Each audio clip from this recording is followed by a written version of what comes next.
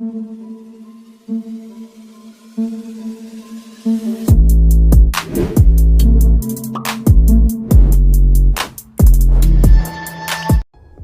दोस्तों, scary story official में आप सबका स्वागत है। आज की कहानी की तरफ बढ़ने से पहले चैनल को सब्सक्राइब कर लीजिए और अगर कहानी अच्छी लगती है तो प्लीज़ लाइक एंड कमेंट करना मत भूलिएगा। तो आज की कहानी भी हमारे एक पड़ोसी हैं जो हमसे हाल फिलहाल में मिले थे। उन्होंने अपना एक दोस्त का एक्सपीरियंस हमारे साथ शेयर किया। अब देर नहीं करेंगे, कहानी की तरफ बढ़ेंगे। कहानी है आकाश और नंदिनी की। आकाश, नंदिनी और उनकी 2 बेटियां रिया और पिंकी। रिया बड़ी है जो कि अभी 13-14 साल की है और पिंकी अभी छोटी है जो कि 10 साल की है। दोनों बेटियां पढ़ने में बहुत ही ज़्यादा होशियार हैं और आकाश जी एक सरकारी जॉब में है, जिस वजह से उन्हें शहर से बाहर भी जाना पड़ता है क्योंकि उनकी जॉब ऐसी है, वो पुलिस में है।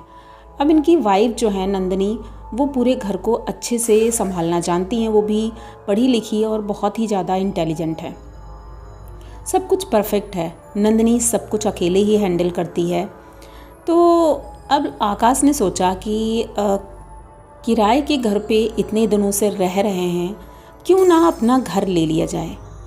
ये यूपी के गाजीपुर में रहते थे और वहीं पर जॉब थी इस वक्त इनकी। तो वहाँ पर इन्होंने सोचा क्यों ना अपना घर ले लें। तो घर की तलाश में अपनी वाइफ से बोलते हैं कि तुम्हारी कोई मित्र हो तो उससे पता करो, क्योंकि मैं तो यहाँ ज़्यादा रह नहीं पाता हूँ। तो नंदिनी कहती है हाँ, मेरी कुछ सहेलियाँ हैं और उनके हस्बैंड भी हैं, तो उनसे बात की है मैंने। उन्होंने बताया है कि कुछ प्लॉट्स हैं जो कि खाली भी हैं और हमें आसानी से मिल सकते हैं। तो आकाश कहते हैं ठीक है, अगली बार जब मैं छुट्टी से आऊँगा तो चल के एक बार देख लेंगे। तो ऐसा ही ये लोग करते हैं। जब ये छुट्टी पर आता है तो प्लॉट तो बहुत देखते हैं, लेकिन कहते हैं कि प्लॉट अगर ले लेंगे तो बनवाने में समय जाएगा, तो अगर बना बनाया मकान मिल जाता है तो ज़्यादा बेहतर होगा। अब बना बना मकान ढूंढने लगते हैं तो तभी इन्हें गाजीपुर के आउटर में, जहाँ गाँव की शुरुआत हो जाती है, उससे पहले ही इन्हें एक मकान मिलता है जो कि हरे भरे एरिए में था। मतलब अगल बगल खेत थे, जंगल था थोड़ा सा, और वो घर बहुत ही खूबसूरत लग रहा था। इन्होंने जब वो घर देखा तो एक गांव वाले ने ही बताया था, दूसरे गांव के लोगों ने, कि एक मकान वहाँ पर खाली है, कुछ लोग पहले रहते थे और वो छोड़कर चले गए हैं। अब ये दोनों लोग जाते हैं, जब घर देख लिया और पसंद भी आ गया तो देखा कि 2 मंजिला घर है और बहुत ही खूबसूरत है। पर उस घर के सामने एक बहुत बड़ा पीपल का पेड़ था और उसके बगल में एक इमली का भी पेड़ था जो कि बहुत ही पुराना लग रहा था। तो नंदिनी कहती है कि मैंने सुना है कि घर के ठीक सामने ये दोनों पेड़ नहीं होने चाहिए। आकाश कहता है कि ऐसा कुछ भी नहीं होता है, वो तो प्रकृति है और इतने अच्छे पेड़ हैं, इतने बड़े छायादार पेड़ हैं, तो ये तो हमारे लिए अच्छा ही होगा। लेकिन नंदिनी का मन नहीं हो रहा था। तो आकाश कहता है तो फिर इस तरह तो हम लोग घर ढूंढते ही रह जाएंगे, घर नहीं मिलेगा। लेकिन जब बहुत ज़्यादा आकाश बोलता है तो नंदिनी भी मान जाती है, कहती चलो ठीक है। अभी लोग घर फाइनल कर देते हैं और घर में शिफ्ट हो जाते हैं। सब कुछ ठीक था। दूसरे दिन ही आकाश को ड्यूटी पर जाना था बाहर, क्योंकि इस समय चुनाव चल रहा था, तो चुनाव में उसकी ड्यूटी अलग अलग शहरों में लग जाती थी। तो वो अपनी ड्यूटी पर चला गया और इधर नंदिनी बच्चों के साथ घर पे थी। घर अच्छा था, उसमें कुछ भी करने की ज़रूरत नहीं थी। लेकिन हाँ, इससे पहले कई लोग इस घर में आकर रह चुके थे, तो ये समझ नहीं आ रहा था कि ये लोग घर आखिर छोड़कर क्यों चले गए। आसपास कोई घर भी नहीं थे। हाँ, कुछ दूर दूर पर थे, लेकिन उसके आसपास एक भी घर नहीं था। अब नंदिनी सोचती है कि हम लोग कैसे रहेंगे अकेले, अगर पड़ोसी होते हैं तो अच्छा रहता है। धीरे धीरे शाम हो जाती है। आकाश दूसरे दिन जाने की तैयारी करने लगता है। पहला दिन तो कब निकल गया था पता ही नहीं चला और गृह प्रवेश की पूजा भी नहीं हुई थी। इन्होंने सोचा था नॉर्मली पूजा कर लेंगे, बाद में जब छुट्टी होगी तो अच्छे से पूजा करवाएंगे। अब आकाश चला जाता है ड्यूटी और बच्चे स्कूल चले गए थे। शाम को सभी लोग इकट्ठे होते हैं। तीनों माँ बेटियाँ बैठकर खाना खा रही थी। रात का लगभग 8 बज चुका था। खाना खाते खाते टीवी देख रही थी। तभी रिया बोलती है कि मम्मी मुझे नींद आ रही है क्योंकि आज बहुत थकी हूँ, स्कूल में बहुत ज़्यादा वर्क करना पड़ा था। तो मम्मी बोलती हाँ बेटा जाओ, सब लोग सो जाओ क्योंकि सुबह जल्दी उठना भी होता है। अब दोनों बहनें गईं अपने रूम में और सोने लगती हैं। रिया तो सो जाती है और नंदिनी भी खाना खा करके किचन का काम ख़त्म करके वो अपने रूम में चली जाती है। लेकिन पिंकी को नींद नहीं आ रही थी, वो इधर उधर करवटें बदल रही थी। तभी उसने देखा कि जो खिड़की लगी है वो अचानक से खुल जाती है, बहुत तेज़ी से हवा आने लगती है। तो पिंकी सोचती है लाओ खिड़की बंद कर दे। जैसे ही खिड़की बंद करने के लिए वो उठती है तो देखती है जो सामने पेड़ है वो बहुत तेज़ी से हिल रहा है। हवा तो खैर तेज चल ही रही थी और पीपल के पेड़ की पत्तियां तो वैसे भी बहुत ज़्यादा आवाज़ करती हैं, लेकिन बगल में जो इमली का पेड़ है उस पेड़ पर कोई लटक रहा है। ये देख करके पिंकी डर जाती है। वो अचानक से खिड़की बंद कर देती है क्योंकि उसे इतनी समझ नहीं थी, बस उसे इतना लगा कि सफ़ेद कपड़ों में कोई चीज़ लटक रही है। मूवीज़ देखती है तो इसलिए थोड़ा बहुत तो पता था, लेकिन रियलिटी में जब सामने देखो वो अलग होता है। अब पिंकी बहुत ज़्यादा डर गई थी। वो चुपचाप अपने बेड पर लेट जाती है, सोने की कोशिश कर रही थी लेकिन नींद नहीं आ रही थी। अचानक से कोई खिड़की नॉक करता है।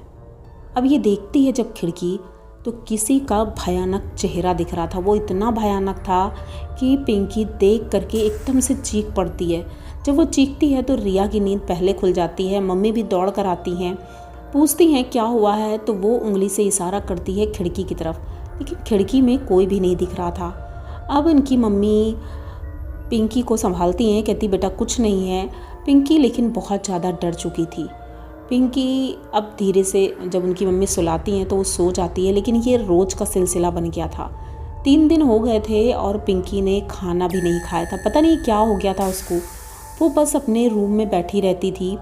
रिया स्कूल जाती थी लेकिन पिंकी की तबीयत ठीक नहीं थी, इसलिए उसकी मम्मी भेजती नहीं थी। उसे फीवर भी था। एक दिन वो शीशे के सामने बैठी बातें कर रही थी और नंदिनी किचन में काम कर रही थी। अचानक से उसे लगा कि ये बातें किससे कर रही है।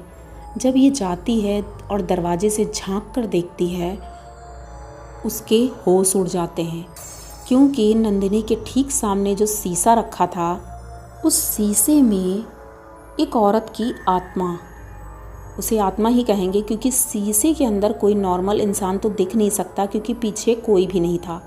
वो शीशे में सामने बैठी थी और नंदिनी उसी से बात कर रही थी।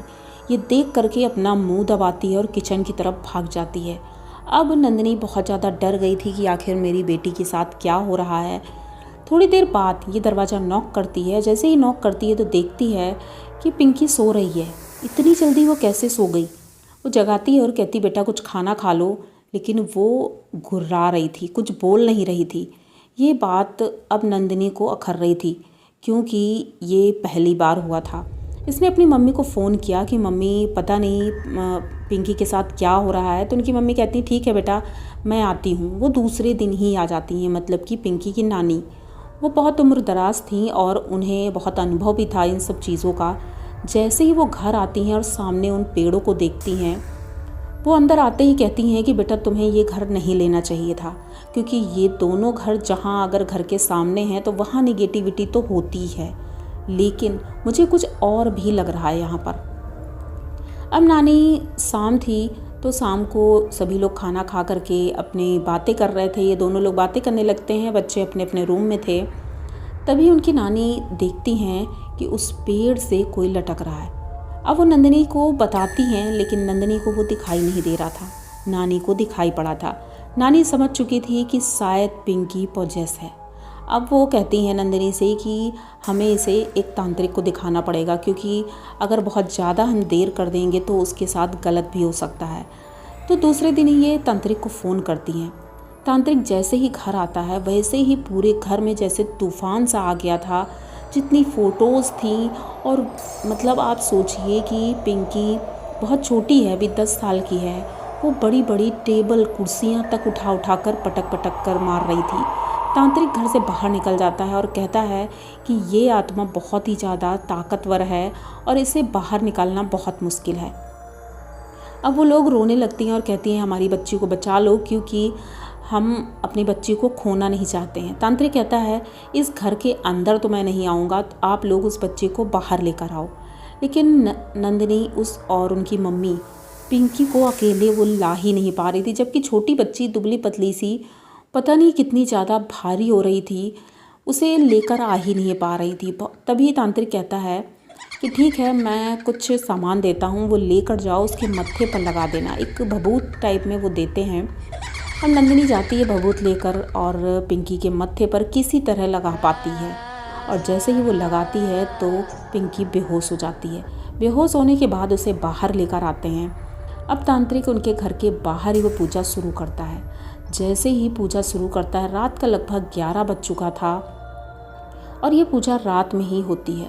वो पूजा कर रहा था और तभी इतनी सारी आत्माएं उसके आसपास थी। ये चीज़ें उनकी नानी देख पा रही थी। नंदिनी तो नहीं देख पा रही थी, पर एहसास उसे भी हो रहा था क्योंकि हंसने की आवाज़ें बहुत ज़ोर ज़ोर से आ रही थी और पिंकी इतनी ज़ोर ज़ोर से चीख रही थी, अपना सर पटक रही थी, बाल नोच रही थी। उसकी हालत बहुत ज़्यादा ख़राब हो रही थी। चेहरा एकदम लाल था और आंखें एकदम सफ़ेद। उसका चेहरा ही नहीं लग रहा था कि वो पिंकी है। लेकिन तांत्रिक लगातार अपनी पूजा में लगे रहे और फाइनली पिंकी अचानक से बेहोश हो जाती है। और कुछ देर बाद जब उसे होश आता है तो तांत्रिक कहता है कि फ़िलहाल तो पिंकी ठीक है, लेकिन अभी उसकी तबीयत ठीक नहीं लगेगी क्योंकि फ़ीवर है, कमज़ोरी है, इतनी खाना नहीं खाया उसने इतने दिनों से, इसलिए धीरे धीरे वो ठीक हो जाएगी। लेकिन आप लोग ये घर छोड़ दीजिए क्योंकि इस घर में रहना बहुत ही ज़्यादा ख़तरनाक है। इस घर में 2 औरतें रहती थी, 2 बहनें थी, मतलब वो दोनों बहनें शादीशुदा थीं और दोनों तलाकशुदा भी थीं। उनके पति उन्हें छोड़ चुके थे, इसलिए वो दोनों यहाँ पर रहती थी। और एक बार पता नहीं इन दोनों ने किसी कारणवश इसी घर में, बड़ी बहन ने तो घर के अंदर अपने आप को ख़त्म कर लिया था और छोटी बहन ने बाहर उसी इमली के पेड़ पर लटक करके अपनी जान दी। अब उसके बाद से ये घर और वो पेड़ दोनों हॉन्टेड है। इसी वजह से इस घर में कोई रह नहीं पाता है। आप लोग भी ये घर जल्दी से छोड़ दीजिए क्योंकि वो लोग नहीं चाहते हैं कि आप लोग उनके घर में रहें। ये सुनते ही नंदिनी बहुत ज़्यादा डर जाती है। फ़िलहाल के लिए तो नंदिनी बच्चों को ले करके अपनी माँ के घर चली जाती है। आकाश को फ़ोन करती है और आकाश से कहती है कि हम उस घर में नहीं रहेंगे। आकाश भी अब तो समझ चुका था, वैसे तो पहले विश्वास नहीं करता था, लेकिन जब इतना सब कुछ सुनता है अपनी सासू माँ के मुँह से, तब वो उसे विश्वास करना ही पड़ता है। और अब वो फाइनली दूसरे घर में रहते हैं। वो घर छोड़ चुके हैं और वो पेड़ आज भी उसी तरह वहीं खड़ा हुआ है। पता नहीं अब कौन सी फैमिली उस घर में रहती होगी और उनके साथ क्या हो रहा होगा, ये तो नहीं पता। लेकिन कहते हैं वो पेड़ आज भी है और भूतिया पेड़ के नाम से फेमस है।